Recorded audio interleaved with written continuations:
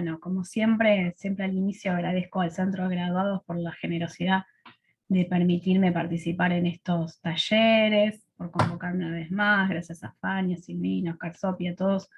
Este es uno de los tantos que ya he dado y la verdad que siempre son muy enriquecedores y agradezco mucho el espacio. Y agradezco a todos ustedes y a todas que están participando, que veo que hay muchas personas, así que por lo que veo en la asistencia somos un montón, así que bueno, eso me pone muy feliz. Ojalá que les pueda servir, que también todos salgamos aprendiendo, porque en estos talleres aprendemos absolutamente todos y todas. Bueno, como ustedes saben, no sé si se escucha bien, cualquier cosa me avisan. Como ustedes saben, este taller va a tratar del tema de lo que es el reglamento de propiedad horizontal. Ahora voy a compartir un PowerPoint que preparé para hoy. Vamos a hablar un poquito primero del reglamento, ¿sí? De la constitución al sistema, al Estado, de propiedad horizontal y demás. Y después vamos a ver un poquito cómo se lo modifica, qué sucede cuando la Asamblea pretende modificarlo, cómo se lo modifica como corresponde y cuando no, vamos a analizar un poco eso. Como decía Guido, bueno, vamos a primero, para no hacerlo tan, que se entorpezca tanto, digamos, la exposición, vamos a esta primera horita más o menos, voy a tratar de desarrollarlo yo y los últimos 20 minutos aproximadamente lo dedicamos a las consultas o comentarios que ustedes tengan. Por supuesto que mientras, si quieren ir escribiendo en el chat las dudas, después las leemos, porque a veces uno se olvida cuando avanzó la exposición, entonces, y si no, también el que quiera hablar después, usa el micrófono, o sea, se le habilita el audio y listo. Bueno, voy a empezar por compartir la pantalla.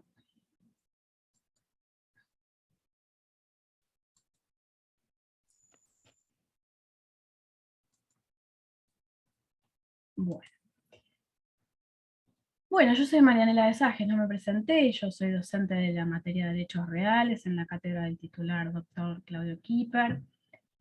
Ya, como les decía, he dado varios de estos talleres, hablando de propiedad horizontal o de conjuntos inmobiliarios, que es a lo que primordialmente me dedico, digamos, en el ejercicio de la profesión. Y bueno, vamos a arrancar un poquito, para no dar tantas vueltas. Vamos a arrancar con el reglamento. Bueno, para estudiar propiedad horizontal, bueno, primero está el artículo 2037, que se encuentra regulada en el libro cuarto, título quinto, la propiedad horizontal en especial. No vamos a hacer la historia de siempre, solo lo digo en 2 segundos. El código incorporó lo que Vélez en su momento había prohibido y que la ley 13.512, ¿se acuerdan? La del año 1948, había dejado sin efecto esa prohibición de Vélez y había admitido la propiedad horizontal en la Argentina.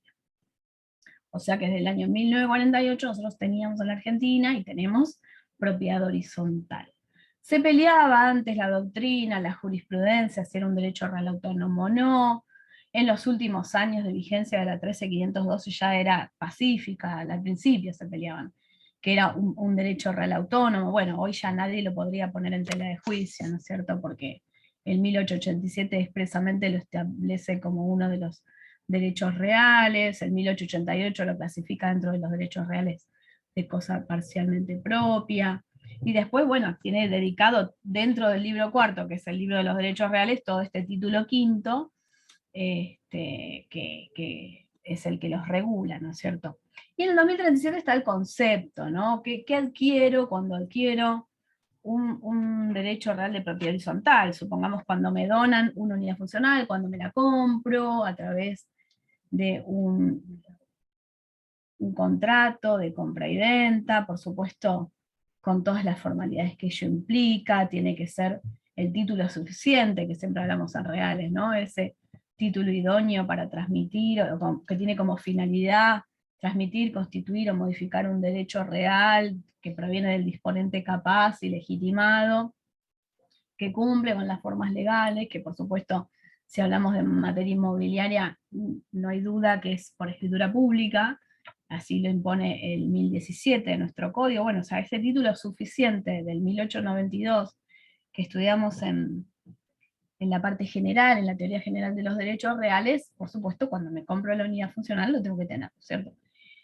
Y tengo que tener el modo suficiente, que es esa tradición bracua, sin contradictor, adquirir la posesión de la cosa, ¿sí? Recién ahí me convierto en titular del derecho real de propiedad horizontal sobre la unidad 42, supongamos, de ese edificio, ¿no es cierto? Bueno, y voy a tener todos los derechos que dice el 2037, sí, voy a tener, dice el 2037, la propiedad es el derecho que se ejerce sobre un inmueble propio, o sea, es propio, pero vieron con todas las salvedades que tiene. Sí, no, si lo pensamos, yo siempre digo, si pensamos a la propiedad horizontal con la mente del derecho real de dominio, estamos en problemas. Nos vamos a vivir peleando y no vamos a saber cómo defendernos, ni tampoco cómo hacer valer nuestros derechos. Entonces, tenemos que pensar con una mentalidad distinta, ¿sí? Con una mentalidad de que estamos en un derecho real totalmente distinto, ¿sí? No podemos aplicar las mismas exactas cualidades que tiene el dominó que el titular del derecho de propiedad horizontal, ¿sí? Viven distinto, las obligaciones son distintas, las limitaciones son distintas, son muchas más férreas las limitaciones, porque estamos todos, en definitiva, compartiendo sectores y partes comunes todo el tiempo, ¿no es cierto? Entonces, por eso propio pensémoslo dentro de esta salvedad que estoy haciendo. Entonces, la propiedad horizontal es el derecho real que se ejerce sobre un inmueble propio, que otorga a su titular facultades de uso, goce, disposición material y jurídica, que se ejerce sobre partes privativas y sobre partes comunes de un edificio. Fíjense que habla de edificio. Pero edificio acá lo entendamos genéricamente, no solamente a lo alto, también puede ser en forma horizontal, ¿no es cierto? ¿Vieron las famosas, estas casas chorizo que pueden ser tanto horizontal? Dos chalets que están en el mismo terreno pueden ser horizontal. No piensen en edificio como una torre, porque no es solamente para ese caso. Y aparte recuerden que también todas las normas generales de propiedad horizontal se aplican a los conjuntos inmobiliarios propiamente dichos, ¿no es cierto? Que se acuerdan que eran los countries, los clubes de campo y demás. Bien, entonces, que se ejerce sobre las partes propias y privativas de un edificio, de conformidad, y acá empieza lo que nos importa, de conformidad con lo que establece este título y el respectivo reglamento de propiedad horizontal. Como siempre digo, no es que tiro la moneda, elegí lo dijo, a ver quién pongo primero. Al código, que sería este título, o al reglamento. No, esto tiene una lógica absolutamente pensada y delimitada. Primero está el Código Civil y Comercial, y acá ya vamos a ir por ahí voy contestando algunas dudas que muchas veces surgen, y después viene el reglamento. ¿Sí? Primero está el código, después está el reglamento. Esto también lo podríamos relacionar con otro artículo de nuestro Código Civil y Comercial, que es el artículo 150, cuando habla de las personas jurídicas privadas. ¿Sí? También está relacionado con este tema de que quién prevalece, el código o el reglamento. Espérenme que lo encuentre. Dice: las personas jurídicas privadas, recuerden que el consorcio de propietarios, 148 inciso H, dice que el consorcio es una persona jurídica privada, ¿no? Las personas jurídicas privadas que se constituyen en la República se rigen por las normas imperativas de la ley especial, que sería la propiedad horizontal, o en su defecto, este código, tenemos una ley como antes teníamos el 312, y pone en segundo inciso B, por las normas del acto constitutivo con sus modificaciones y de los reglamentos, prevaleciendo las primeras en caso de divergencia. Entonces, ¿se dan cuenta? Están absolutamente vinculados estos dos artículos. Primero está el código, después viene el reglamento. Y acá ya me meto con el tema de la pirámide jurídica, ¿no es cierto? Primero, bueno, por supuesto está la Constitución Nacional, los tratados internacionales del artículo 75, inciso 22, que todos conocemos. Después van a estar el Código Civil, las leyes nacionales. Podríamos incluir también, si estamos, por ejemplo, en el ámbito de la ciudad autónoma, la ley de la ciudad autónoma de Buenos Aires, las ordenanzas municipales, o la ley provincial, si estamos, o las ordenanzas municipales que se dictaran. Después viene el reglamento, de propiedad horizontal. Y después, por último, allá abajo, bueno, el reglamento interno viene después del reglamento de propiedad horizontal, y en mismo pie de igualdad, al final del reglamento interno, voy a hacer una salida de qué es el reglamento interno y qué es el reglamento de propiedad horizontal, encontramos a las asambleas. ¿Sí? Esto lo hago como un adelanto, después voy a retomar sobre este tema. Lo pongo como una introducción, ¿sí? Voy a retomar para cuando hablemos de cómo lo modificamos. Cuando esté hablando de asamblea, voy a retomar, pero primero quiero aclarar un poquito esto para dejarlo así, digamos, avisado. Miren que primero está el código. Lo dice el 150, lo dice el 2037, ¿sí? Primero está el código, que es una ley nacional. O si se dicta una ley especial el día de mañana por el Congreso, cosa que hasta ahora no sucedió, había pasado a 1948, pero como ustedes saben se derogó cuando entró en vigencia la 26994, que es la que aprueba el Código Civil y Comercial. Bueno, entonces, para toda esta introducción, para ver lo que tenemos en pantalla, que es cómo se lo constituye. Un propietario de un terreno, supongamos, Pedro es dueño del terreno, y decide constituir, va a ser un negocio jurídico, un negocio inmobiliario, y quiere aprovecharlo, este inmueble, y quiere hacer un edificio, vamos al caso típico, y someterlo a propiedad horizontal. Podría ser que sea de un titular que provenga, puede ser que sean condóminos, que sean Pedro y Marina, los dueños de ese terreno, y ambos deciden a futuro, ¿no? Van a tener que constituir el edificio, como dice el 2038, van a tener que redactar el reglamento. Acá estoy pensando en el dominio pleno, o también en el condominio, pero también puede venir, como ustedes saben, de un dominio imperfecto, que es lo que pasa muy a menudo, ¿no es cierto? El dominio fiduciario. Ahora han escuchado hablar, ¿no? Del fideicomiso inmobiliario. Titular de dominio fiduciario, que es un titular de un dominio imperfecto, justamente tiene que hacer el edificio, hacer esto del reglamento que ahora vamos a ver, y luego después tendrá que, una vez que esté inscrito el reglamento en el registro, empezar a transmitir las distintas unidades funcionales, diciéndolo así como se dice coloquialmente, las escrituras, en favor de quienes se les va a adjudicar estas unidades funcionales, que serían los fideicomisarios seguramente, ¿no? En este negocio fiduciario. Entonces ahí estamos pensando que viene de un dominio perfecto, típico caso, viene de un dominio imperfecto, de un fideicomiso, también estaría dentro de lo que en algunos casos es la venta a pozo, no importa, ahí también tiene un dominio perfecto, este señor va vendiendo a pozo y va haciendo esos boletos de compra y venta, pero se mantiene en el dominio, ¿no es cierto? Bueno, vamos a adelantar un poco porque hay tantos temas como para analizar que no me quiero ir por las ramas. Vamos al reglamento. Termina de construir el edificio, cualquiera de estos que estamos pensando, no importa cuál.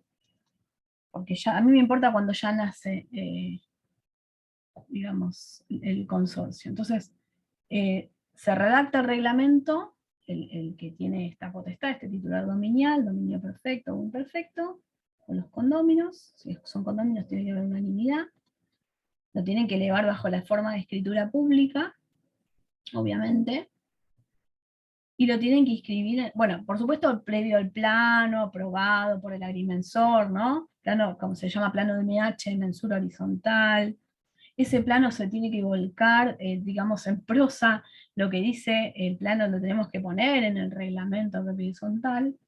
Bueno, pero para ir resumiendo y para no irnos por las ramas, esa etapa ya está aprobada, hagamos de cuenta que tenemos todos los permisos de obras aprobados, ya está todo finalización, bla, bla, bla. Hicimos el reglamento, lo hacemos bajo la forma de escritura pública. Se inscribe en el registro de la propiedad inmueble. Ahí nace lo que se llama el estado de propiedad horizontal, dicen algunos autores. ¿Cuándo van a hacer el régimen? Cuando ya tengamos dos o más adjudicadas las unidades funcionales a dos personas distintas. Si veníamos desde el condominio, seguramente Pedro se queda con estas unidades y Marina con estas otras. Entonces ahí mismo, dicen los autores, ahí mismo nace el Estado y el régimen de propiedad horizontal. Pero hagamos de cuenta que era Pedro solito el titular dominial de ese terreno, que redactó el reglamento, por supuesto, bajo la forma de escritura pública, con un escribano más bien, ¿no? Y él es solo. Entonces, inscribe el reglamento en el registro, ahí nace el Estado propio horizontal, pero todavía no podemos decir, dice la mayoría de la doctrina, que nace el régimen porque está Pedro solo. Hasta que no empiecen a ajenar las distintas unidades funcionales a titulares diferentes, no puede aplicarse el régimen este que estatuye el Código Civil de la propiedad horizontal, ¿sí? Entonces, ahí hay una, como podríamos decir, depende cómo provenga, ¿sí? Si proviene desde un condominio, seguramente todo junto se va a constituir, en cambio de otra manera no. Y ahí cuando, bueno, ya empezamos a tener las distintas unidades funcionales adjudicadas a distintas personas, a distintos titulares, mejor dicho, bueno, ahí ya podemos decir que nace, y está escrito el reglamento, obviamente antes no lo podríamos hacer, nace lo que llamamos el consorcio de propietarios, ¿sí? ¿Por qué tengo que hacer este reglamento? Porque me lo impone de manera imperativa de orden público este 2038 que estamos viendo en pantalla, ¿sí? Si no escribe Pedro y Marina o Pedro solito este reglamento en el registro de la propiedad inmueble, no tengo propiedad horizontal, nos mantenemos en el dominio o en el condominio, ¿sí? No habría manera de constituirse este derecho real que estamos estudiando. Una vez que empiezan a transmitir las distintas, una vez que ya está escrito el reglamento en el registro, empiezan a transmitirse las distintas unidades funcionales, y las tenemos que hacer, por supuesto, también por escritura pública, como les decía. Esa escritura pública va a tener integrado, dice este último párrafo que ustedes están viendo en pantalla, el reglamento de propiedad horizontal. ¿Eso quiere decir que el escribano va a copiar hoja por hoja del reglamento? No. Claro que no lo va a copiar, pero en virtud de este 2038, al adquirir mi unidad funcional y al suscribir la adquisición de mi unidad funcional, me estoy suscribiendo, me estoy adhiriendo a este reglamento de propiedad horizontal. Les pido las preguntas, las anoten en el chat y después las leemos, ¿sí? Bien, entonces, ahí tendríamos esta primera cuestión, ¿sí? Entonces, el propietario del quinto B, que se compró la unidad funcional, esta quinto B, unidad funcional 27, ¿puede ahora, con esta norma de orden público, no se olviden que en los derechos reales nos rigen lo que es el principio de la estructura legal, lo que los romanos llamaban el numerus clausus, ¿no? O sea, los derechos reales son constituidos, modificados, extinguidos en conformidad con lo que dice la ley, ¿sí? No, las partes no podrían modificar, constituir, extinguir de manera diferente a lo que la ley impone. Esto está en el 1884 en nuestro código actual. Entonces, ¿podría este señor Víctor del quinto B decir, no, yo no sabía, yo no leí el reglamento cuando me lo vendieron? Empiezan, no, el vendedor no me lo dio, el martillero no me lo dio, empiezan a buscar responsables. Bueno, ahora es categórico este artículo. Esto ya lo decía la doctrina, ¿no? Lo decía la doctrina, lo decía la jurisprudencia. La doctora Hayton ya hace tiempo que lo decía. Antes, ¿no? Me refiero de que estuviera en vigencia este código actual. O sea, el reglamento de propiedad horizontal está integrado al título de adquisición. Entonces este señor que se compró, Víctor, compró y cuando quiere ponerse el consultorio odontológico, porque él es odontólogo, y el reglamento decía excluyente vivienda familiar, el consorcio, representado por el administrador, como ustedes saben, este órgano necesario, que es el administrador, el artículo 2044 lo establece como uno de los órganos del consorcio, podría decirle, no, señor Víctor, la cláusula 19 del reglamento dice que es excluyente de vivienda. Ah, pero a mí el vendedor no me lo dijo, no, al contrario, me estafó, me engañó, y empezamos la pelea. No importa.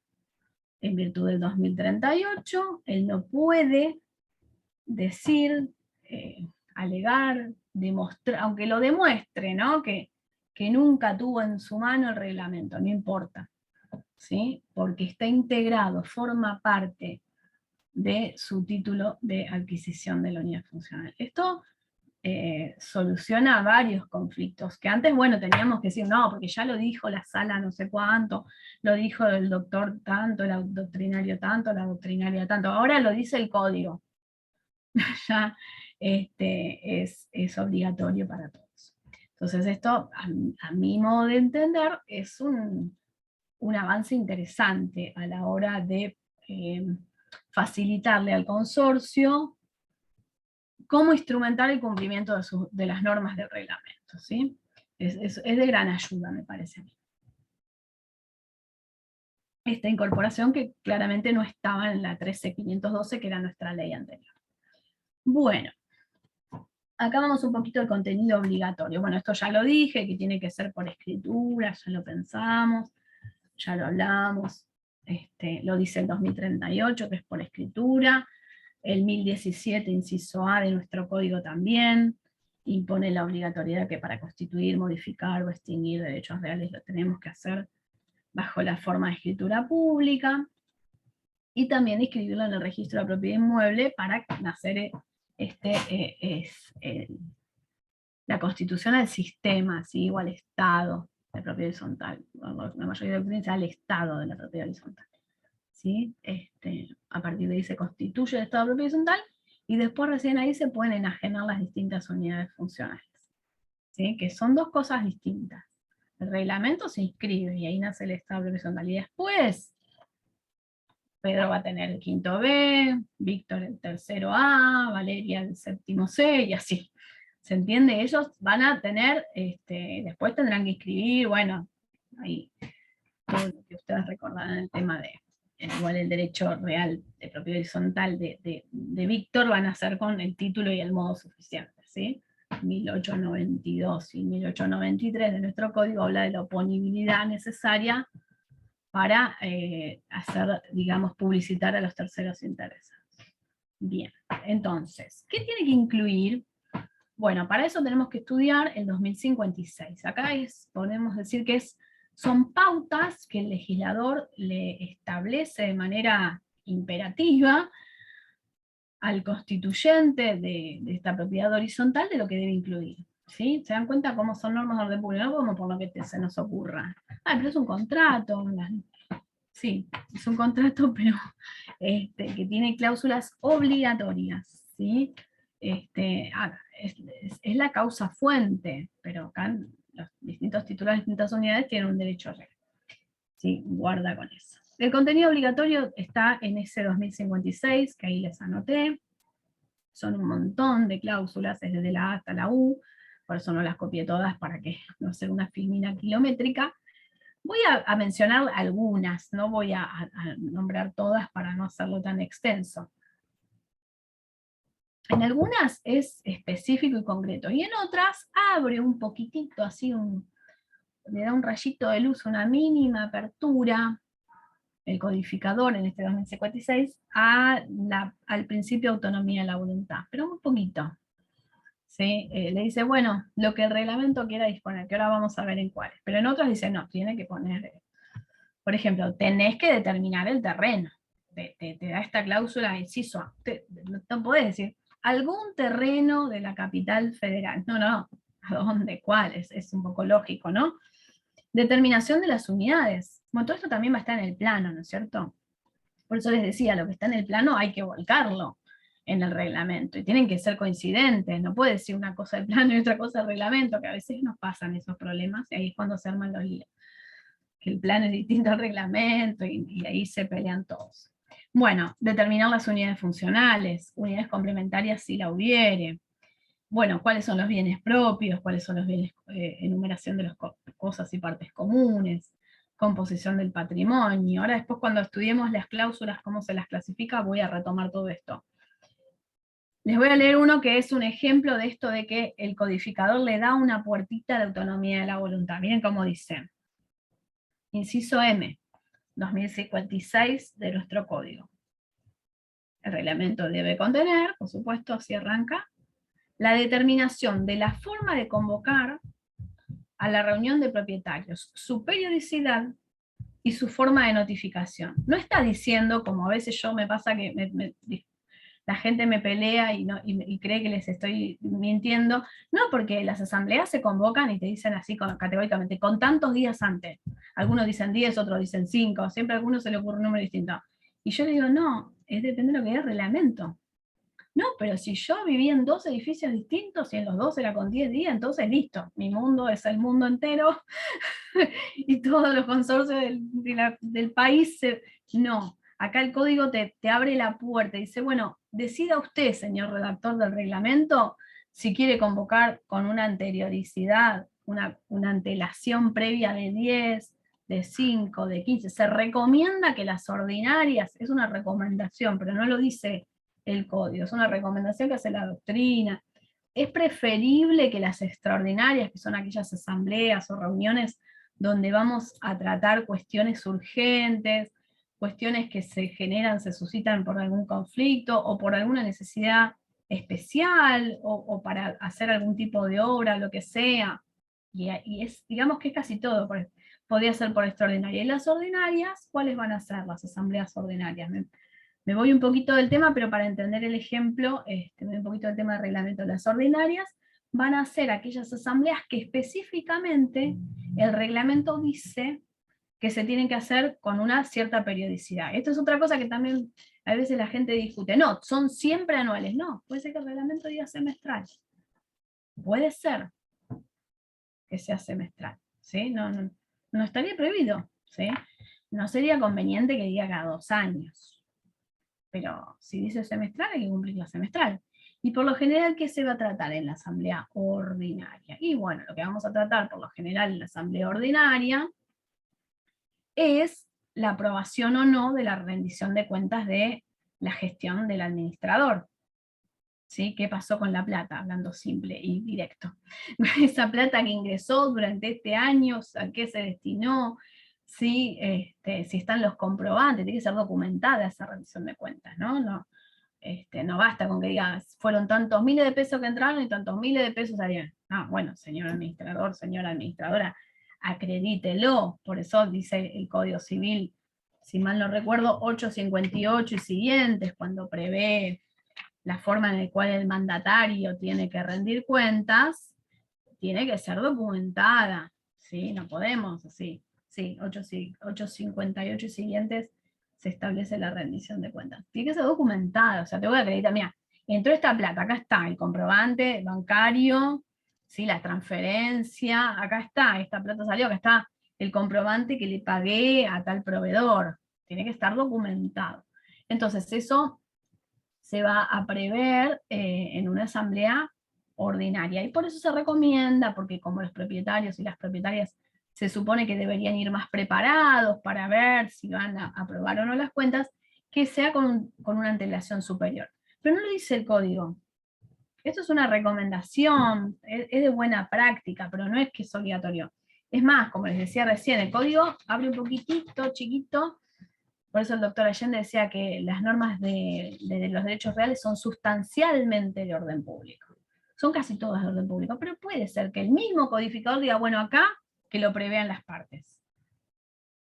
Pero es cuando el codificador te habilita, ¿eh? Si el codificador no te habilita, hay que aplicar lo que dice la ley, ¿sí? Por esto de la estructura legal que estudiábamos, o lo que llamaban los romanos el principio de números cerrados. Bien, continúo. Bueno, hay un montón de cuestiones. También si se puede prohibir o no. Ahora cuando veamos cláusulas estatutarias lo voy a retomar este 2056. Si se puede, por ejemplo, prohibir eventuales prohibiciones, dice el inciso Q del 2056. Eventuales prohibiciones para la alocación de unidades complementarias. ¿Qué está diciendo? En palabras concretas, podría el reglamento prohibir que se alquilen las unidades complementarias, que como ustedes saben son a veces las cocheras, ¿no es cierto? O en algunos casos también podrían ser las bauleras. Prohibición eventual. Por lo tanto, y acá aplicamos siempre, ¿no? Esa norma tan importante que nos rige no solo en propiedad horizontal, sino en todo nuestro derecho, artículo 19 de la Constitución Nacional. ¿Qué pasa? Si no está prohibido, está permitido. Entonces, si expresamente el reglamento no dice que se le prohíbe al titular de esa unidad complementaria la prohibición de alquilarlo, bueno, estaría permitido, ¿sí? Bien, entonces sería factible que se incorpore por este inciso Q. Bien, sigo. Entonces, acá tenemos todas las estipulaciones que no pueden faltar en el reglamento, ¿sí? Ahora, por ejemplo, esto es un agregado que no estaba con la 13512, que es el tema del plazo del ejercicio de la función del administrador. Este plazo de ejercicio de la función del administrador es cuánto tiempo va a durar el mandato en especial de este administrador.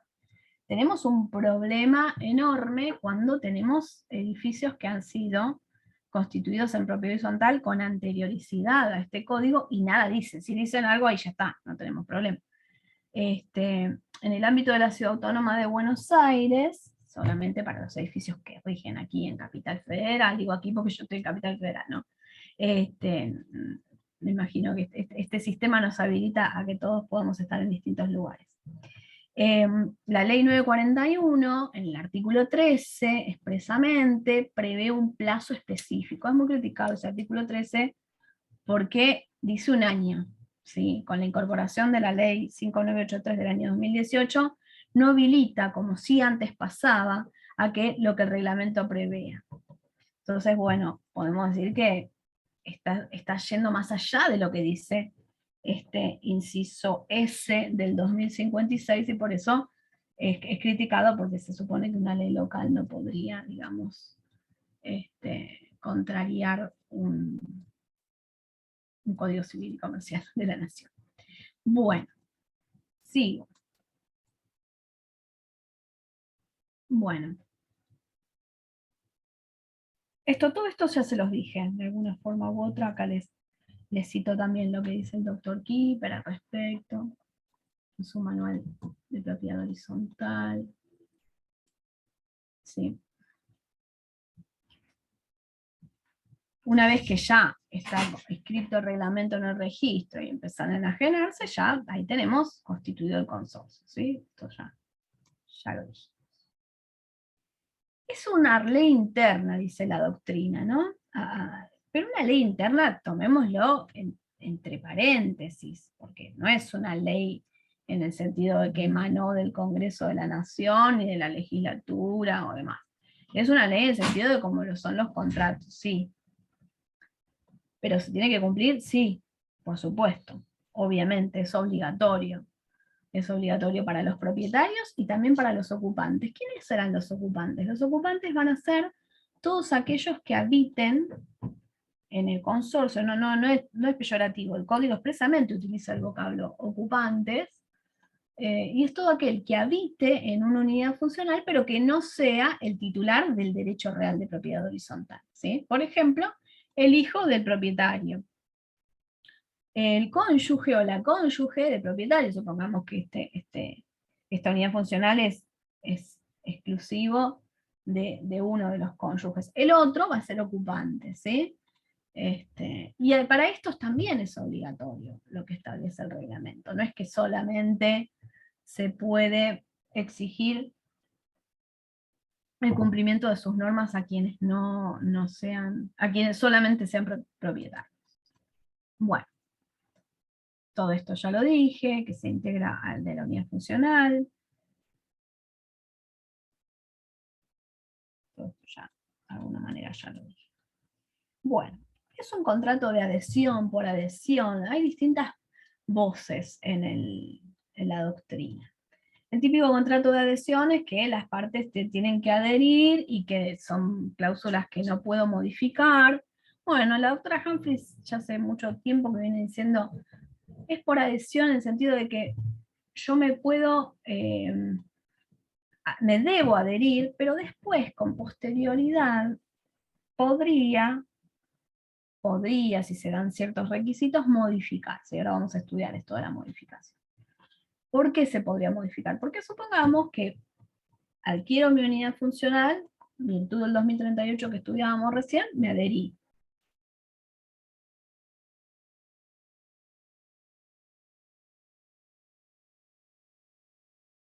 Tengo que adherir a lo que dice el disponente y ya está, y no tengo otra opción. No.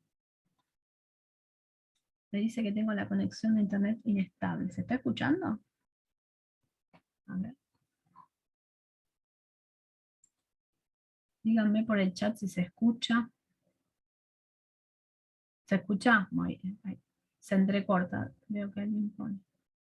Sí, porque me apareció el cartelito que dice que está inestable la conexión. Bueno, me quedo tranquila que me dicen que se escucha. Bueno, esperemos que siga así, que se siga escuchando.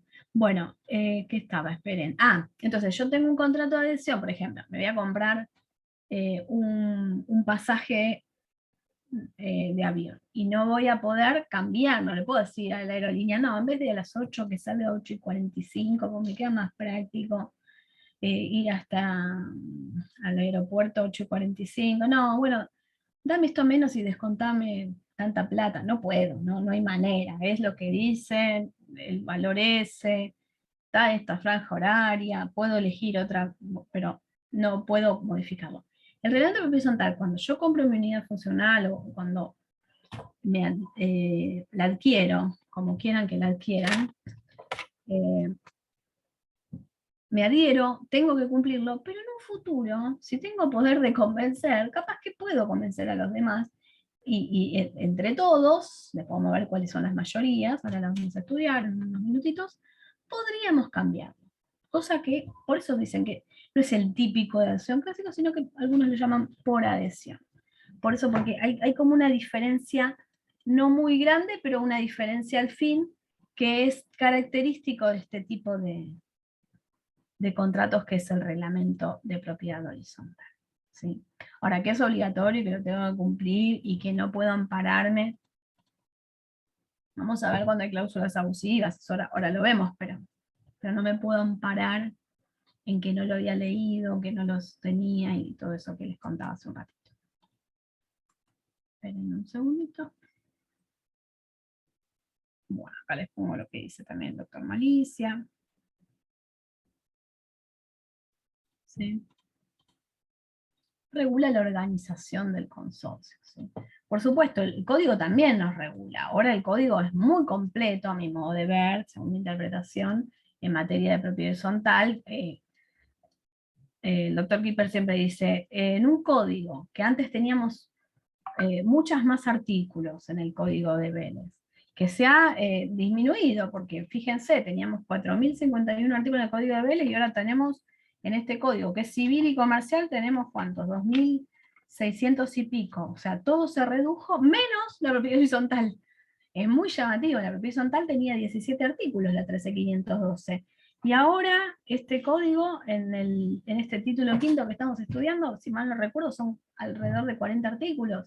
Entonces, ¿qué quiere decir eso? Que el codificador fue detallista, fue preciso en materia de propiedad horizontal. Agregó un montón de cuestiones que antes las teníamos que ir agregando un poquito por doctrina, por jurisprudencia y por reglamento. Bueno, ahora las soluciones las tenemos en el código, pero guarda, puede ser que en el código no esté, y es más, como les decía, el 2056 a veces te manda a que lo estudies del código, perdón, del reglamento y que apliques el reglamento. Bueno, entonces es por eso que es un modo de organización consorcial.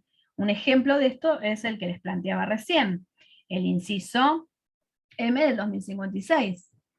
Convocar las asambleas conforme el reglamento te lo imponga. Está organizando este consorcio cada reglamento. Bien. Bueno. Es un contrato formal, requiere escritura pública. Bueno, yo acá les pongo los artículos, ¿no? Por si, la parte general de los contratos, ¿no es cierto? Artículo 969, ¿sí?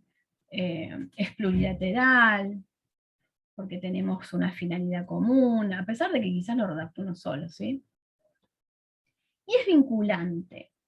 Es un un contrato, como sucede con los contratos, que tiene efectos vinculantes, ¿sí? Así lo van a encontrar en este 969 del Código Civil, de la parte general, perdón, 959. Dice todo, ahí dice 69, pero es 59. Todo contrato válidamente celebrado es obligatorio para las partes. Su contenido solo puede ser modificado o extinguido por acuerdo de partes, y ahora vamos a estudiar cómo, en los supuestos que la ley lo prevé, ¿sí? Entonces es vinculante y se tiene que aplicar todo lo que ustedes ya estudiaron en la parte general de contratos, que es con buena fe, este principio de buena fe, que lo van a encontrar en el 961, ¿sí? No puede tener un objeto prohibido, ni contrario a la ley, ni a las buenas costumbres. Por eso, cuando el reglamento, el redactor del reglamento, en contradicción con este principio de buena fe, en contradicción con estas normas generales de los contratos y de los actos jurídicos en general, determina un acto que afecte, que atente, que sea lesivo, que menoscabe intereses, bueno, ahí podríamos tacharlo de invalidez con un planteo de nulidad, por supuesto, ¿no? Ahora pasamos a eso, pero se los voy adelantando como una primera aclaración. Bueno, las cláusulas que estuvimos mirando recién del 2056 son las obligatorias, ¿sí? Todo eso es obligatorio. Después a veces te permite, dentro de la obligatoriedad, un cierto margen de disposición, pero son obligatorias, o sea, deberían estar, así arranca el 2056, debe contener contenido, el reglamento debe contener, o sea, no se me ocurre algo más obvio que es obligatorio. Después tenemos cláusulas convencionales, que podrían incorporarse o no, qué sé yo, por ejemplo, se me ocurre que tengan que ver con ciertas cuestiones, si tienen determinados servicios específicos, o sectores muy particulares, podría ser, ¿sí? Pero todo lo que esté por fuera de este 2056 podríamos considerarla convencional, porque si no estaríamos dentro de estas cláusulas obligatorias. Obviamente que no pueden contradecir en el orden público, contra un objeto prohibido, y contra la moral, contra el principio de buena fe, porque así como tienen toda la parte general de los contratos que ustedes ya estudiaron, que debe cumplirse para las obligatorias, obviamente también para las convencionales, ¿no es cierto? Si no sería como una puerta de atrás para incumplir con toda la teoría general de los actos jurídicos. Bien. Y acá vamos a dividir, y esto lo tenemos que relacionar este tema con lo que es la modificación al reglamento. Modificación al reglamento de apertura horizontal. Pero para hablar de modificación, primero tenemos que distinguir cómo hace la doctrina. Esto no lo van a encontrar en un artículo de nuestro código, tampoco lo encontraban en la 13512, sino que es la doctrina, la jurisprudencia, la que divide entre cláusulas estatutarias y cláusulas reglamentarias. ¿Cuáles son las cláusulas estatutarias? Son aquellas que tienen un contenido patrimonial o económico directo. Ahora voy a dar ejemplos para que lo podamos observar cuáles son. Y las que son reglamentarias, cláusulas reglamentarias, son aquellas que no tienen un contenido patrimonial directo. ¿Esto para qué? ¿Para volvernos locos y andar clasificando y hacer 200 millones de clasificaciones? No, es porque tiene un efecto muy importante a la hora de su modificación. No podríamos, dice la doctrina y la jurisprudencia, modificar igual a una cláusula estatutaria, o sea, igual en el sentido de con los mismos requisitos, a eso apunto, ¿no? No podemos modificar igual una cláusula reglamentaria que una estatutaria. No estaría admitido. Estatutarias tienen un contenido patrimonial directo económico. Por ejemplo, agarro el 2056 y tenemos un montón. Determinación del terreno, hacia la patrimonialidad misma. La determinación de las unidades. La determinación de la proporción al pago de expensas. Miren todas las que hay, son un montón. Son más las estatutarias, me parece, en este 2056. Reglamentarias, la que les mencionaba hace un ratito, esa podríamos decir que es reglamentaria, ¿no? Porque no hace a la patrimonialidad, no me va a cambiar mi patrimonio si en lugar de convocar a la ordinaria lo hacemos con 10 días, lo hacemos con una semana. 7 días en lugar de 10. No me cambia, no me menoscaba el patrimonio. Ahora, si en lugar de decir que mi porcentual para el pago de expensas es el 1.8, estoy diciendo cualquier ejemplo, y ahora se les ocurre decir que es el 1.3, sí me va a cambiar el patrimonio, ¿sí? Hacia la patrimonialidad, ¿sí? Entonces, si afecta mi patrimonio, si ataca una cláusula que tiene que ver directamente con un contenido patrimonial directo, es indispensable para su modificación, dice la doctrina y la jurisprudencia, acá lo tenemos,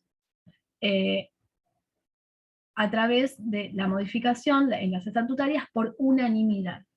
¿Por qué? Porque afecta al patrimonio y nadie puede ser afectado en su patrimonio sin su consentimiento. Es una garantía constitucional de inviolabilidad de la propiedad privada. Entonces, salvo, bueno, por supuesto, una ejecución en una subasta pública porque no pagué una deuda, sí, por supuesto, ahí obviamente, ahí no está mi consentimiento. Cuando me ejecutan el inmueble por una deuda, o la expropiación, ¿se acuerdan? Cuando hay una expropiación por una ley, fundada en una ley, con indemnización y con todo lo que prevé la Constitución para poder efectivizar la expropiación. Bueno, salvo en esos casos tan específicos, después nadie puede modificar mi patrimonio sin mi consentimiento. Es por esa causa que la doctrina ya hace mucho tiempo, esto no es nuevo, dice, bueno, para modificar las cláusulas estatutarias se necesita la unanimidad. Y ahora voy a explicar en dónde y cómo. En cambio, si tenemos que cambiar o modificar una cláusula porque consideramos que no es apropiada, que no nos conviene, el motivo que sea, pero la queremos cambiar, y no hace de manera directa al patrimonio, como el ejemplo que les planteaba, convocatoria asamblea, cantidad de poderes que puede tener cada titular. Ese es otro inciso que tenemos en el 2056. Inciso N, dice, debe contener la especificación de limitación de la cantidad de poderes que pueden detentar cada titular. Otro ejemplo que se me ocurre, que también es reglamentaria. Fijación del ejercicio financiero. En vez de fijarse que se termina el ejercicio financiero el 1 de marzo, queremos fijarlo que se termina el 30 de junio de cada año. Eso tampoco hace la patrimonialidad. En sí, por supuesto, la aprobación de las cuentas hace la patrimonialidad, pero ¿en qué nos va a cambiar nuestro patrimonio? ¿En qué nos va a menoscabar? Si en lugar de hacerlo el cierre los 1 de marzo de cada año, como dice el reglamento originario, queremos cambiarlo al 30, la fecha que les guste, ¿no? Pero esas son fechas que encontramos seguido, 1 de marzo, 30 de junio, principios de diciembre también van a encontrar en varios reglamentos. Bueno, ahí no nos va a afectar el patrimonio de manera directa. Entonces, ¿qué pasa? Cuando tenemos que cambiar una cláusula reglamentaria, ahí vamos a aplicar, como les puse ahí en la filmina que están viendo, el artículo 2057 de nuestro Código Civil y Comercial, que dice modificación del reglamento. El reglamento puede modificarse por resolución de los propietarios mediante una mayoría de los 2/3 de la totalidad de los propietarios. 2/3 de la totalidad, no de los que bajaron, de todas las titularidades de las distintas unidades. Son 200 unidades sobre las 200 unidades, las 2/3, el 66.66, ¿sí? Sobre eso. Si vamos a cambiar, por ejemplo, una cláusula que tiene que ver con los poderes, como veíamos recién, o que tiene que ver con, no sé, anterioricidad, antelación previa para convocar a las asambleas. Son más las pienso, más encuentro estatutarias que reglamentarias, pero las que tienen que ver con el destino, también la doctrina dice que son estatutarias.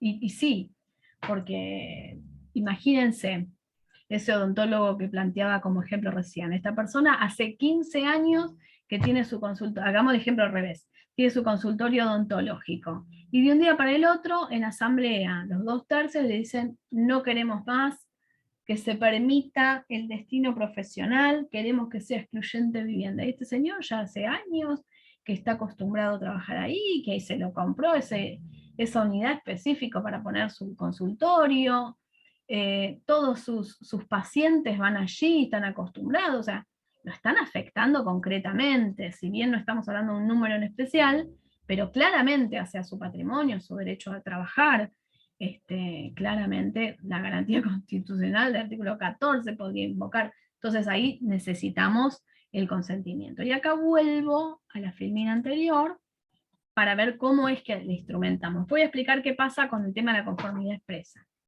Dice, ¿qué procedimiento tenemos que cumplir? Bueno, hay que convocar si queremos modificar el reglamento, ¿no es cierto? Hay que convocar una asamblea con todas las previsiones que el reglamento establece en virtud de estos incisos que les decía, el inciso M del 2056. O sea, tiene que agarrar el que convoca, que puede ser el administrador o la administradora, o si este omite hacerlo, dice el 2064, inciso A de nuestro código, podría el consejo, si lo hubiere, o si no también podría la asamblea autoconvocarse, 2059 de nuestro código, ¿sí? Con los 2/3 de la totalidad, la asamblea puede autoconvocarse. Bueno, convoca a la asamblea y en el orden del día tiene que estar expresamente determinado modificación al reglamento, ¿sí? Es indispensable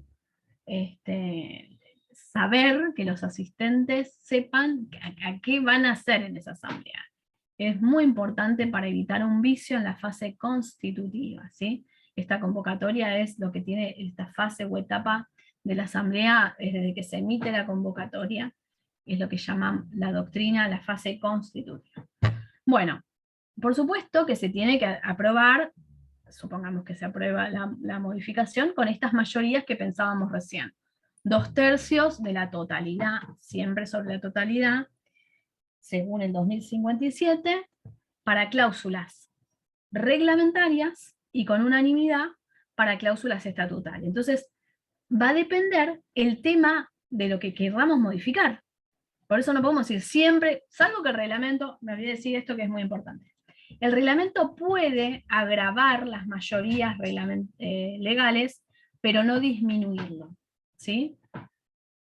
Entonces, supongamos que, un ejemplo, el reglamento dice, siempre este reglamento se lo modifica por unanimidad. Bueno, ahí se debe aplicar el reglamento, ¿sí? No podría decir, o sea, sería una cláusula contraria al Código Civil, y acá me remito a lo que hablábamos hace un ratito, de que primero está el Código, no podría el reglamento decir, este reglamento se lo modifica con la mayoría absoluta, que es el 50.1 en cuanto porcentuales y el 51 de unidades, la doble exigencia que impone nuestro 2060 de nuestro código. No, o sea, sí podría, pero sería una cláusula contraria al Código Civil, por lo tanto podría absolutamente tacharse de nulidad esa cláusula, ¿sí? Porque contraría al Código Civil. Entonces el Código impone las mayorías mínimas. El reglamento las puede agravar, pero no las puede disminuir. Esto no es un detalle menor. Entonces, volviendo, una asamblea convocada al efecto, depende que cambiemos, necesitamos los 2/3 o la unanimidad, por supuesto por escritura pública, y para su oponibilidad tiene que ser inscripta en el registro de la propiedad inmueble. Después vamos al tema de judicial, pero no me quiero olvidar lo que dice acá. El código incorporó en el artículo 2061, que ustedes están viendo ahí en pantalla, una figura que a mi modo de ver es muy interesante, y que de alguna manera puede ayudar a acompañar esto que hablábamos recién de lo que dice la doctrina, de las cláusulas estatutarias necesitan unanimidad. Puede acompañar y al mismo tiempo ir en paralelo, ¿sí? Y tiene que ver con la conformidad expresa del titular.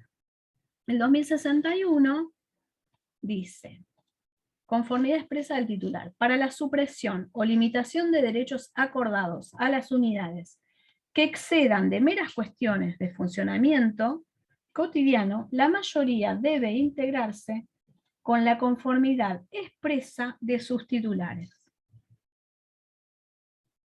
Es decir, el consorcio reunido en asamblea no puede ampararse, decir, esto se modifica con la mayoría de los 2/3 y le eliminan, por ejemplo, la calefacción y eliminan la calefacción que es un servicio central que está previsto, supongamos, por reglamento, ¿no? Porque estamos pensando en modificación del reglamento. O el ejemplo que planteaba recién del odontólogo, acá cabe perfecto, también. Él tiene como derecho acordado a su unidad, porque así era cuando compró el departamento en el año 1999, estoy diciendo un ejemplo, y él desde esa época que tiene su consultorio odontológico. Y ahora, como lo quieren cambiar, amparándose en el 2057, los propietarios dicen, modificamos por... O sea, él tiene todo lo que establece la doctrina que les contaba, y además puede tomar como herramienta para defenderse, y estoy segura que lo gana, este señor, este odontólogo, en el 2061. ¿Por qué? Porque él tenía el derecho acordado a poder ejercer su profesión en esa unidad funcional, porque su reglamento, cuando él compró, decía que era apto profesional, en este ejemplo que estamos estudiando. Entonces ahora le estarían quitando este derecho acordado a la unidad funcional, y por lo tanto necesitan para esa eliminación sí o sí la conformidad expresa de él. O sea, si él se opone, no lo podrían hacer, ¿sí? Es de gran utilidad, entiendo yo, este 2061. ¿Qué pasa si no lo podemos modificar por la vía consorcial, ¿no? Acá vuelvo a la filmina anterior, al último renglón, los últimos 2 renglones. ¿Qué pasa? Porque a veces sucede, ustedes saben, sobre todo en aquellos edificios, todo esto que yo estoy contando se aplica, creo que lo dije, pero por las dudas lo repito por una cuestión de que no quede duda. Se aplica a los conjuntos inmobiliarios, ¿sí? Porque el 2075 de nuestro código dice que los conjuntos inmobiliarios propiamente dicho constituyen una propiedad horizontal especial, y por lo tanto se le aplican todas las normas generales del libro quinto, perdón, del título quinto del libro cuarto. Bien, no podemos porque no logramos la mayoría, y quiere modificarse por el motivo que sea, no porque hay una unidad que su titular falleció, o por lo que sea, pero no se logra. ¿Podríamos acudir al Poder Judicial? Sí, en casos de excepción, en casos donde podemos decir, bueno, se aplicaría en casos en los cuales hay una cláusula abusiva, ven ahí les pongo. El juez tiene la facultad de modificar ciertas cláusulas cuando un acto jurídico contiene una determinación que contraría el orden público, que menoscaba intereses de los particulares que forman parte de este acto jurídico, cuando tiene un objeto prohibido, no sé, contrario a la moral, a unas costumbres, podría, ¿sí? Dice el 2060, los jueces tienen la facultad para modificar las estipulaciones de los contratos, excepto que sea pedido de una de las partes cuando lo autoriza la ley, o cuando de oficio se afecta de modo manifiesta el orden público. O sea, puede ser que se lo pidan los mismos particulares o de oficio. Podría pasar, no sé si es tan habitual, pero podría pasar de oficio, ¿sí? Convengamos que, por lo general, es a petición de los consorcistas que no logran en la asamblea modificar esa cláusula que ellos pretenden cambiar. ¿Por qué? Porque no reúnen estas mayorías tan difíciles que estábamos pensando, ¿no? Porque ya sea la unanimidad ni hablar, y los 2/3 también. No es tan fácil llegar a los 2/3, sobre todo si el edificio cuenta con muchas unidades funcionales. No, los propietarios no siempre son de recurrir, ir tanto a las asambleas, o a veces pasa algo, que hay unidades que están deshabitadas directamente, que sus titulares se fueron a vivir a otro país, qué sé yo. Puede haber un montón de situaciones que hagan que no contemos con ese voto, o directamente porque se vota en contra. Y es una cláusula abusiva, contraria, ¿sí? El 988 habla de los contratos que tienen cláusulas abusivas, que desnaturalizan las obligaciones del predisponente, las que importan una renuncia o restricción, estoy leyendo el 988, o los derechos del adherente, o amplían derechos del predisponente, las que tienen un contenido o representación que no son razonables ni previsibles. Cuando hay un menoscabo claro y concreto para unos y un enriquecimiento sin causa y beneficio claro a otros, ¿sí? Esto hay veces lamentablemente se ve mucho con el tema de las exoneraciones, que ahora voy a explicar, a expensas, ¿sí? Lamentablemente he visto, me ha tocado en el ejercicio de la profesión muchas veces ver reglamentos que contenían cláusulas claramente que era evidentemente que se hacía para beneficiar a uno, y el beneficio de este significaba que los demás se perjudicaran porque tenían que pagar lo que este señor o esta señora, titular de esa unidad, beneficiada de manera totalmente arbitraria, abusiva, tenía que pagar ese porcentaje, ¿no? Porque la plata no cae del cielo. Lo que no paga uno lo tienen que pagar los otros, los gastos siguen siendo los mismos. Entonces, no podemos directamente no aplicarlo, sino que tendríamos que plantear la modificación judicial, obviamente, ¿sí?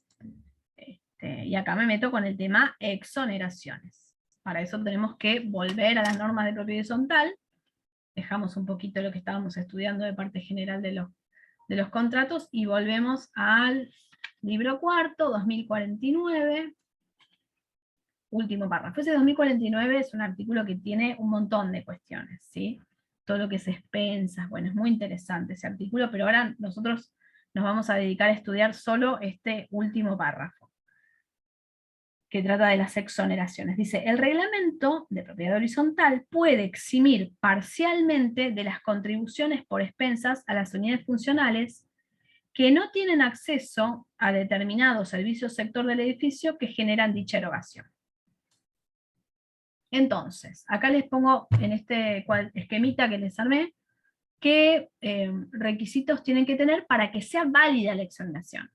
Por lo tanto, por deducción, podemos decir, si no cumple con esto, podríamos pedir la modificación judicial de ese reglamento, porque, como les decía recién, se benefician unos o uno, y ese beneficio significa un perjuicio al resto, es una cláusula abusiva que genera, abusiva porque, y acá tiene que ver con el artículo 10, ¿no? El redactor del reglamento, como sabía que se iba a quedar con esa unidad funcional, o que se la iba a vender de manera mucho más provechosa, exoneró, supongamos, estoy hablando de una cláusula abusiva, exoneró de todo gasto por expensas, y por lo tanto tener que afrontar, mejor dicho, los gastos de expensas a esa unidad. Puede ser un local, o yo he visto, aunque no lo puedan creer, en pisos altos que una unidad funcional no tenía que pagar el ascensor y que se tira por la ventana, no entiendo. No se beneficia con el ascensor, con el encargado que baldea la vereda, que limpia las escaleras, que reparte la correspondencia. Obvio que sí. Pero esta persona, redactora del reglamento, este redactor del reglamento, hizo un claro y concreto abuso del derecho, que está prohibido por el artículo 10 de nuestro Código Civil y Comercial. Aprovechándose de esta situación de que él es el redactor, dejó esta unidad funcional libre de gastos o muy poquitos gastos, y esto significa que los demás tuvieran que prorratear esa diferencia que esta unidad funcional no tenía que abonar. Pero esto lo vi muchas veces, lamentablemente, no es que lo vi una vez, muchas veces. Sobre todo en reglamentos que son anteriores al código, porque la ley 13.512, en el artículo 8, palabras más, palabras menos, decía, bueno, que todos los propietarios tenían que contribuir a los gastos, despensas, salvo pacto en contrario. Entonces se agarraban de eso y eran un tanto abusivos muchos reglamentos. Ahora el codificador, a mi modo de ver, pone un límite concreto, claro, preciso, detallado. A mí me gusta cómo está redactado este último párrafo. Dice, puede eximir parcialmente de las contribuciones. de las unidades funcionales que no tienen acceso a determinados servicios. Ven, acá les pongo parcial en el esquema, tiene que ser parcial. No puedo decir, esta unidad no paga nada, no, esto no paga porque no tiene acceso. No tiene acceso a ese servicio o ese sector del edificio que genera la erogación. Entonces, a ver, para dar un ejemplo hipotético que se ve mucho. El local de planta baja no paga la impermeabilización de la terraza. Sí, puede ser, porque jamás fue a colgar la ropa, o porque no lo usa, porque tiene una entrada independiente. Pero sí tiene que pagar, sería ilógico, que lamentablemente he visto reglamentos que decía esto, tiene que pagar la recarga de los matafuegos, el seguro contra incendio, al salario del encargado y todos los gastos. ¿Por qué? Porque son servicios que sí obtiene, aún teniendo una entrada independiente, porque si se quema el edificio y tienen que usar los matafuegos, lo van a necesitar. Y si hay un seguro que responde, también lo va a beneficiar.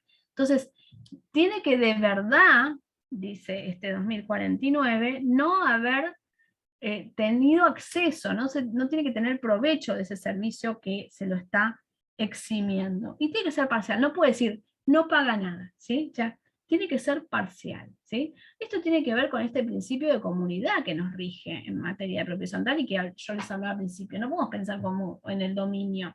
Acá somos todos copropietarios de las partes y cosas y servicios comunes. Entonces, si soy copropietario, tengo que contribuir a su mantenimiento, a su reparación, ¿no? No hay manera de que no contribuya. Puede ser que se me exime en virtud de este 2049 infine de algunas cositas, pero no de todo.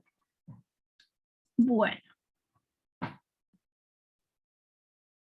¿Qué pasa si la asamblea, acá les puse un ejemplo de un sumario, de un fallo, que era por asamblea, ¿sí? A veces quieren, ni siquiera no quieren modificar el reglamento, quieren hacerlo por asamblea, y no quieren gastar el dinero que significa hacer la escritura, ni la inscripción. Entonces, acá en este fallo, esperen que voy a... Bueno, esperen un segundito. Bueno. Dice, en un consorcio por encima de la voluntad de la asamblea se encuentra el reglamento que obliga a los propietarios posibilitando el adecuado funcionamiento consorcial. Entonces es nula la asamblea que se pronuncia violando el cumplimiento imperativo sobre el modo de modificación de la contribución. Entonces, no podemos decir, bueno, vamos a exonerar a este titular o vamos a eliminar la exoneración que el reglamento prevé. Puede ser cualquiera de las dos circunstancias, y lo hacemos por asamblea, como a veces lo hacen, ¿no? Estas cosas se encuentran mucho en la práctica. Lamentablemente, sí. Y lo hacen así en asamblea, y bueno, y no lo elevan a la forma de escritura pública, no lo hacen con la mayoría que estudiábamos recién, no lo hacen por escritura pública, no lo inscriben en el registro. Bueno, claramente el propietario que se vio afectado, la propietaria que se vio afectado, planteó la nulidad, y aquí está, ustedes ven en pantalla este sumario, qué es lo que sucede, ¿cierto? Bueno, acá también les copié otro fallo, y lo que dice la doctora Hayton, ¿sí? ¿Qué es lo que pasa que tenemos que agotar la vía? No podríamos directamente pretender la modificación del reglamento directamente. No, primero tenemos que agotar la vía consorcial, o sea, intentarlo por asamblea. Si observamos que en la asamblea no se logran las mayorías legales, bueno, y realmente es abusivo, o sea, no podemos pretender la modificación porque sí, sino tenemos que alegar para pedirle al juez que intervenga en uso de estas facultades de este artículo 960 que estudiábamos recién. Bueno, lo tenemos que hacer para demostrarle al juez que es tan grave la cláusula reglamentaria, que hay un menoscabo concreto, que es una cláusula abusiva, contraria a la buena fe, contraria, por ejemplo, a las buenas costumbres, que es en beneficio de uno y en perjuicio de otro. Bueno, si lo podemos demostrar ello, ahí sí podríamos intentar por vía judicial, en el fuero civil, la modificación al reglamento, ¿sí? Pero es excepcional, o sea, el modo normal de modificar el reglamento es por asamblea, es una excepción, no es lo que, lo que comúnmente se debería realizar. Bueno, dejo de compartir. Los escucho, voy a ver si hay algo en el chat.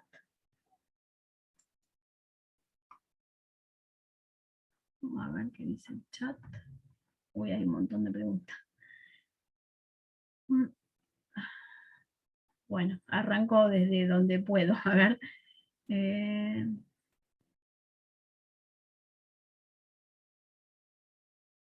Un reglamento que fue inscrito con posterioridad a la firma de un contrato de locación y que afecta el patrimonio del inquilino porque se aumenta unilateralmente el porcentual de expensas luego de inscribir el reglamento. Bueno, no puede afectar un reglamento al inquilino, no hay manera, porque el inquilino no es deudor de expensas, gente. El inquilino deberá expensas respecto al contrato de locación, artículo 1209, les recomiendo que lean, de la 27.551, la ley de alquileres, que ha sido aprobada el año pasado, el 30 de junio del 2020, ¿sí? El inquilino tiene que pagar los gastos habituales, ¿sí?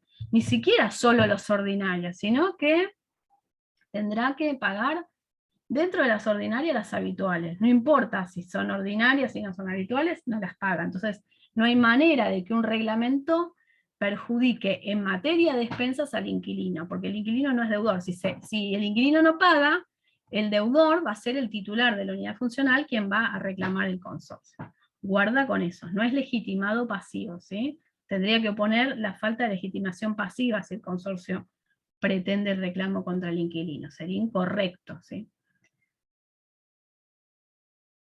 ¿Qué pasa si que el propietario sea el único de todas las unidades funcionales y modifica el reglamento? Y bueno, no, mientras sea el único titular, sí. Había autores que decían que ahí se extinguía la propiedad horizontal. No pareciera que de las normas actuales se extinga, ¿no? Para extinguirse, dice el 2044, hay que hacer una escritura de extinción de la propiedad horizontal, pero sí, claro, en ese caso lo podría modificar, mientras no haya otros titulares. Bueno, ¿qué pasa con el destino de la vivienda del portero que está vacía? ¿Qué pasa en qué sentido? El destino objetivo, Racchetti hablaba de destino objetivo y destino subjetivo de las cosas comunes. El destino objetivo es para lo que es en sí. Por ejemplo, la pared medianera tiene como objetivo ser la cáscara del edificio y dividirnos con la intemperie o con el vecino al lado. Después, la misma medianera puede tener un destino subjetivo dado por las partes de poner publicidad, algo que por encima de lo que es normal. O sea, podríamos decir que el destino objetivo, aplicando un poco esta idea, el destino objetivo, si es portería, es para que se aloje el encargado. Para poder cambiárselo, hay que modificarlo por asamblea, como estudiamos, ¿no? Escritura pública, inscripción registral, y por supuesto el encargado tendría que estar sin vivienda categorizado, ¿no? Porque si está categorizado con vivienda y vive allí, ahí ya nos compramos un problema en el ámbito del derecho del trabajo, ¿no es cierto? Entonces habría que modificar el reglamento para cambiarle el destino, claramente. Como cualquier cosa que cambiemos el destino. Se necesita la modificación con todos estos pasos que estuvimos analizando.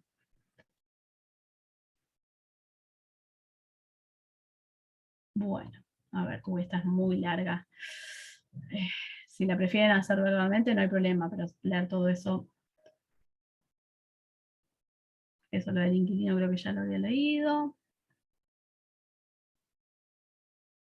Bueno, acá esta está buena, me parece una cláusula abusiva clara, ¿no?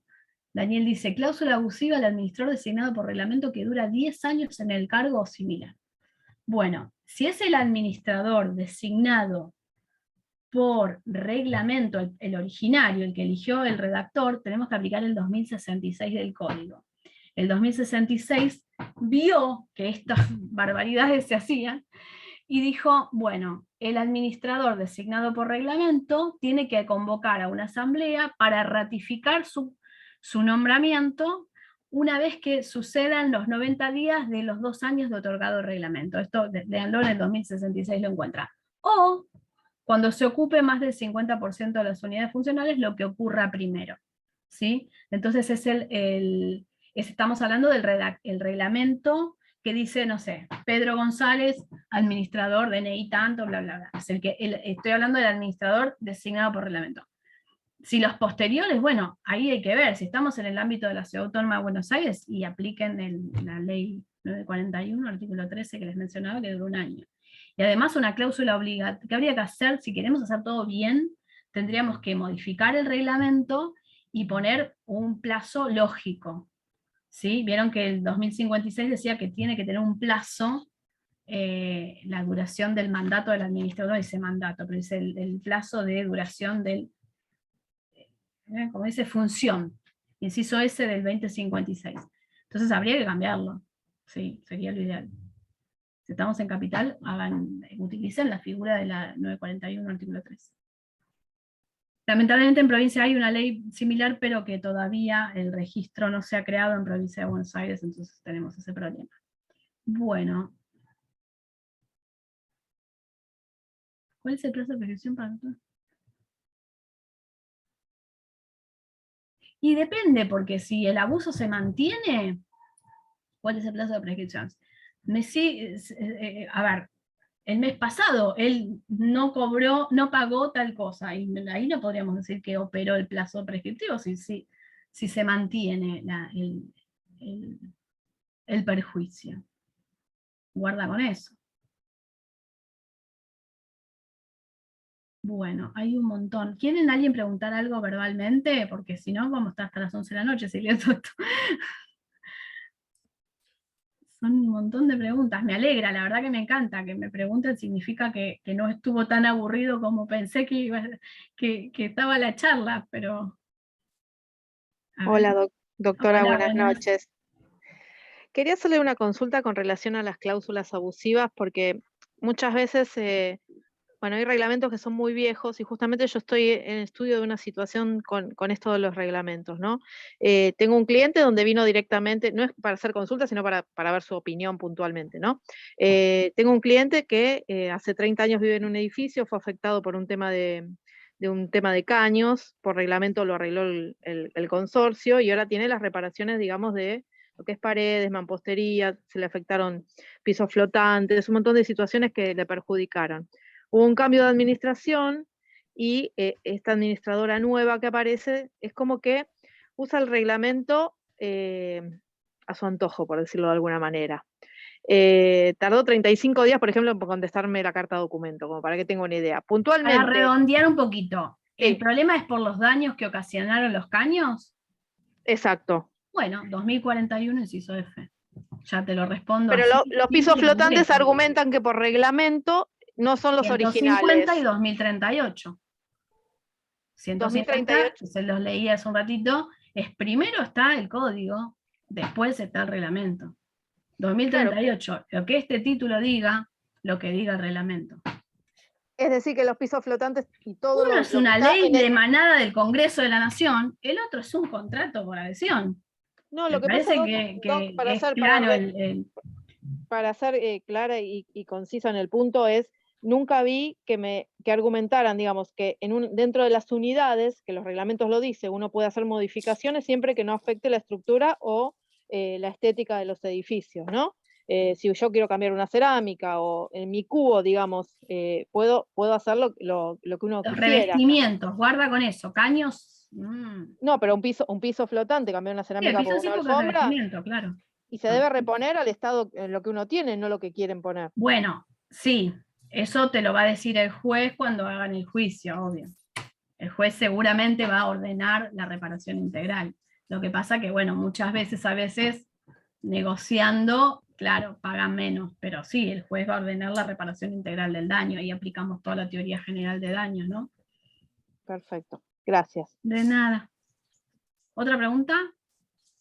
¿Qué tal? ¿Qué Buenas tardes, tal? doctora. ¿Cómo le va? Bien. Tengo en realidad 2 consultas, intentaré ser breve porque Sí, están sí, porque y relacionadas. media tenemos que cortar, ¿eh? Sí. La primera consulta es, en el caso de las personas que son usufructuarias Mm. dentro de una unidad, ¿tienen derecho a voto? ¿No tienen derecho a voto? Yo entiendo que no, pero tampoco También. encontré mucha información al respecto. Dice los propietarios en 2058. Perfecto. Propietario es el que tiene título suficiente y modo suficiente. O apoderados, obviamente, si tiene un poder. Claro, obviamente. Genial. Por eso Y el la titular segunda con boleto de compra y venta tampoco tampoco sirve. Y la otra consulta que le quería hacer es, va a titular. El que poseedor con boleto, mejor digamos. claro, poseedor con boleto. Mejor vamos a precisar. Si se aprueba una modificación del reglamento por la mayoría, y eventualmente esa mayoría también forma parte a aquellas personas que fueron notificadas de la decisión y que no hicieron uso de la impugnación de la asamblea y demás. O sea, quedó como tácita la aprobación. Sí. ¿Sirve eso para modificar el reglamento? Yo entiendo que no, pero es una opinión que no estoy muy acompañada en esto. Vos estás haciendo referencia a la propuesta de decisiones. 2060, claro, o sea, segundo párrafo. se propone la decisión, nadie dice más nada. Para modificar el reglamento estamos hablando, ¿no? Exacto. Bueno, yo apunto a lo que dice la télesis de la norma. ¿Cómo redactó el codificador el código? En 2060 el título dice mayoría absoluta. Te explica en el primer párrafo qué es la mayoría absoluta, y en el segundo párrafo te habla de la propuesta de decisión. Si la propuesta, esta es una opinión que yo tengo publicado un texto en el Dial sobre este tema. Si se pretende aprobar una cuestión que sea por mayoría absoluta, por ejemplo, nombramiento de un nuevo encargado, sí. Pero si vamos a modificar el reglamento, que tiene que ser por 2/3 o por unanimidad, interpreto yo que no podríamos usarlo porque el código lo regula en el artículo mismo de mayoría absoluta. Entonces estaría dentro de aquellas cuestiones atinentes a la mayoría absoluta y no para otro tipo de mayorías. Pero bueno, hay otros colegas que sostienen que sí se podría aplicar. A mí me parece un poco... ¿Cómo lo instrumentás? Por eso también lo pienso, ¿no? ¿Cómo instrumentás? Porque el escribano tiene que corroborar que que no dijo nada sea el titular. ¿Y cómo lo...? DNI, escritura, no, es muy complejo. Para modificar el reglamento lo veo imposible. Pero esto es una posición, ¿eh? Otros van a decir otra cosa. Bueno, nos quedan 2 minutitos nomás. ¿Alguna otra duda?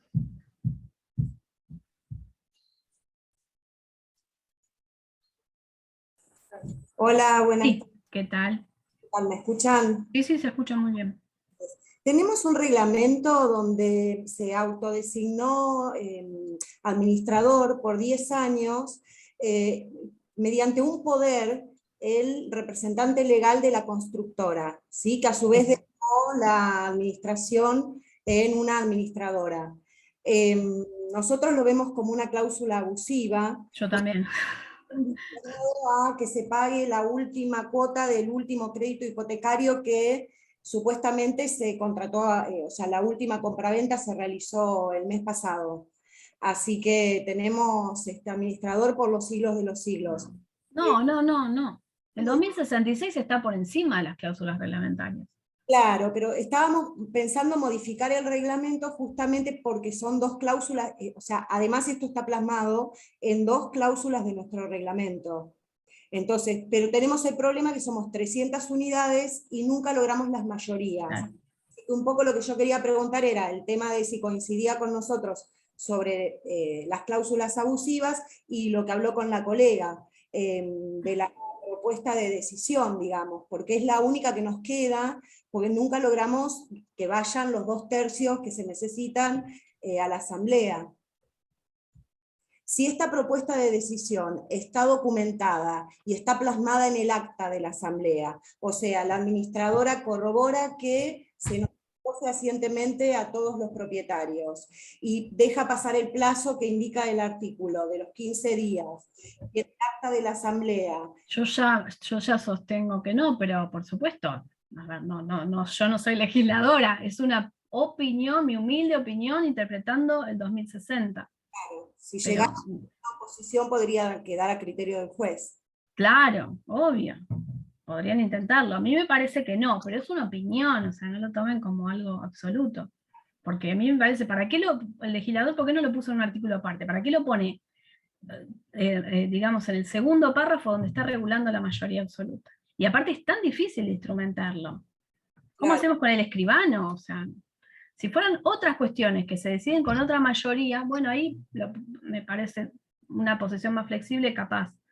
Pero para modificar el reglamento, que es una decisión que requiere de ciertos procedimientos instrumentales indispensables, lo veo muy difícil, lo veo imposible, sinceramente, pero es mi postura, no quiere decir que sea absoluta. Soy abierta, escucho otras opiniones, pero si me preguntan a mí, pienso que no. Bueno, y la Bueno. modificación de la cláusula del reglamento implica cuando escribir solamente esa modificación o la... No, modificamos la cláusula que consideramos que es necesario modificar, solo eso. Modificado, como quedó. A veces también hay que modificar planos, no en este caso, ¿no? Que plantean ustedes. Pero si vamos a cambiar porcentuales, también tenemos que cambiar el plano a veces en ocasiones. Buenísimo. No lo había mencionado. Bueno, no sé si está Guido, creo que ya cumplimos con el horario, no sé si hay alguna última pregunta, y si no, Bueno, le habilitamos el audio a Pedro, que estaba ahí con la mano levantada, y cerramos, si les parece. Última pregunta, sí. Ya está. Hola. Buenas tardes, buenas noches. Te felicito realmente por la exposición. Muchas gracias. Pero yo te voy a ir con un caso concreto para hacerlo sencillo, porque no es fácil explicarlo. Lo iba a escribir, pero era demasiado. Voy al punto. Un reglamento de un edificio que tiene una antigüedad, es decir, yo digo que los reglamentos son convencionales en su inicio, no se transforman en contrato de adhesión, pero se pueden acordar en el momento de la constitución del primer reglamento. Se hace el primer reglamento en un edificio, digamos, por el año 30, para ubicarnos en el tiempo. ¿Antes de la 13512? No. Un poquito después, es una 13512. El código en sus modificaciones señala que ante cualquier tipo de duda se vuelve a la 13512, que era la que se aplicó. Ahora, la pregunta es esta. El primer punto, se hace una división en función de qué los gastos. Hay dos alternativas. El valor total de los metros cuadrados que tiene todo el edificio y el valor que tienen los metros que serían propios de cada unidad.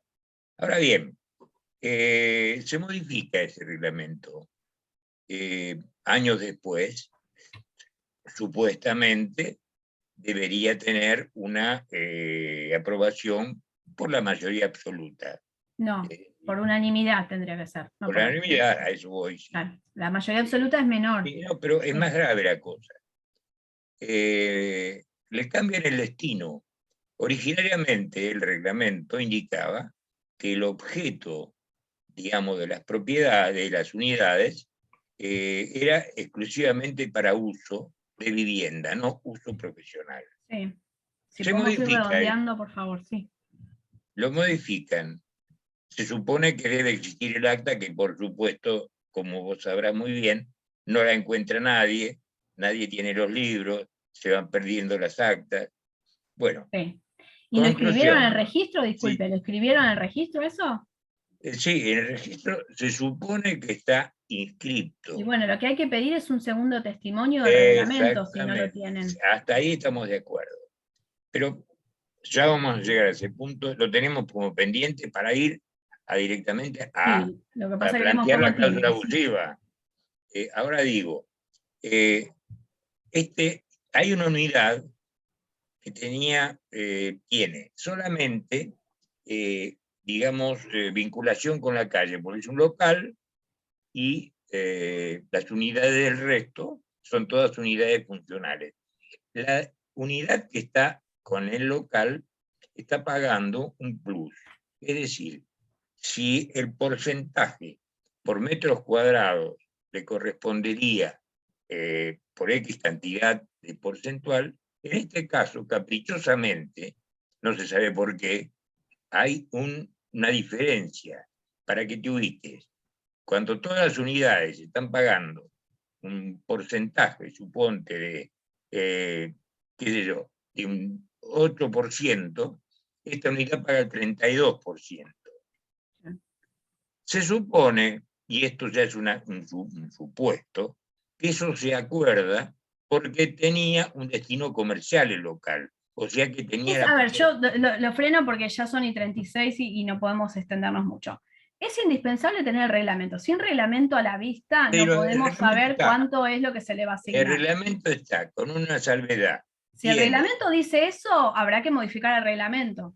Claro. Todo lo que aplicábamos de la clase de hoy. El reglamento no lo dice, hay que empezar a aplicar el reglamento. Si fue un capricho de una reunión o de un administrador unilateral. Eso es lo que las le puedo decir. instancias preliminares son conciliatorias, es decir, hablar con un consejo, en aquel momento lo que era el consejo de administración, ahora pero el consejo aquí no tiene influencia. Acá sí, el consejo no interviene, no le demos facultades al consejo que el código no les da. Es el reglamento y en su defecto la asamblea la que modificará el reglamento, y si no lo logramos por asamblea, tendremos que hacer la modificación judicial si se observa que es realmente abusivo y que se le imputa un pago muy superior y desmedido que no corresponde. Totalmente. ¿Sí? Ahora la pregunta, bueno, voy a esto. Lo último porque ya estamos sobre la hora, ¿sí? Sí, es una pena porque este es un tema que te digo que es para analizar. Claro, lo que pasa es que la idea es hacer preguntas genéricas, no puntuales, porque si no se... No, te pongo un ejemplo para tratar de ser práctico en esto. Ahora bien, se agrega a eso de que algunos de las unidades funcionales que tenían el destino, digamos, de vivienda, aprovecharon el muro divisorio o la pared medianera con los edificios de al lado, compraron oficina y ampliaron. Razón por la cual Está mal, no podrían ser.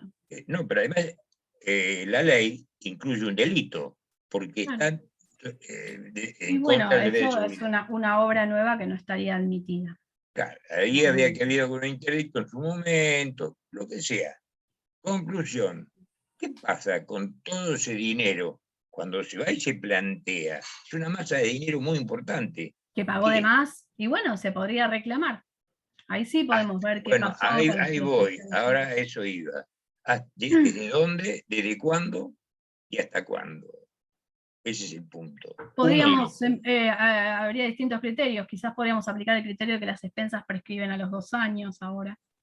Podría llegar a ser los 2 años, claro, pero no los 5 mi años pregunta es si vos tenés del reglamento. ¿Sí? ¿Algún antecedente de no, que se aplica? No, porque la verdad que tanto tiempo sin reclamar me parece como que es un montón, tendrían que haber reclamado. Claro, pero en el camino se dan muchos fenómenos. Claro. Es una herencia, entonces cuando van al beneficio de inventario, descubren de que hay una cosa que está en mal estado. Claro. Conclusión, para hacértelo sencillo, ¿hay forma de reclamar eso? Sí, claro. ¿O no lo hay? Si se puede demostrar, sí, claramente. Lo que pasa es que, como les decía recién, necesitan el reglamento, sí o sí. Van a tener que sacar un segundo testimonio de ese reglamento en el caso de... Sacamos el testimonio. Así que bueno, tenemos que redondear.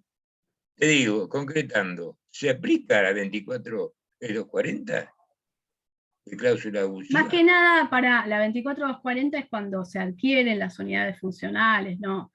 Principalmente acá tendríamos que aplicar las cláusulas abusivas en cuanto... En cláusulas abusivas, y a eso voy. Sí. Hay que ir a la justicia para que el juez por supuesto, pedir la modificación reglamentaria.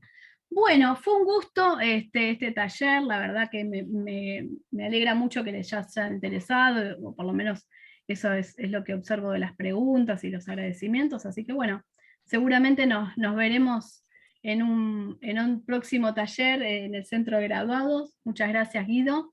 Gracias a todos y a todas.